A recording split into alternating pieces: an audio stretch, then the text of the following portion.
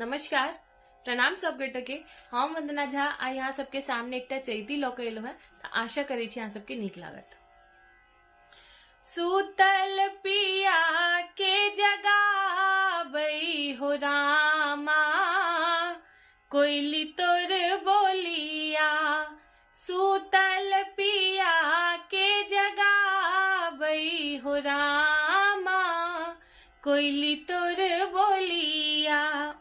कोयली तोर बोलिया, कोयली तोर बोलिया, कोयली तोर बोलिया, कोयली तोर बोलिया।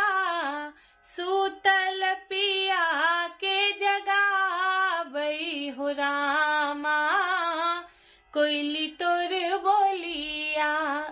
सूतल पिया के जगावई हो रामा, कोयली तोर बोलिया।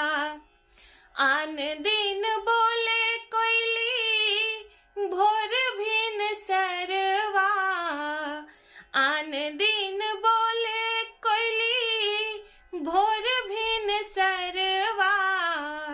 आजु किया बोले आधी रतवा हो रामा, आजु किया बोले आधी रतवा हो रामा।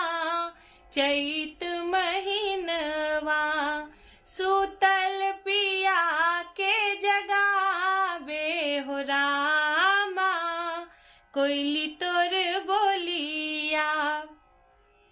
तोर बोली सुनी का पिया मोरा जागल, तोर बोली सुनी का पिया मोरा जागल।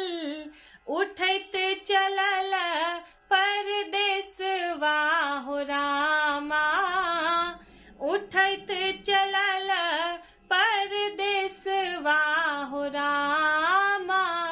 चैत महीनवा सूतल पिया के जगावई हो रामा, कोयली तोर बोलिया। होइत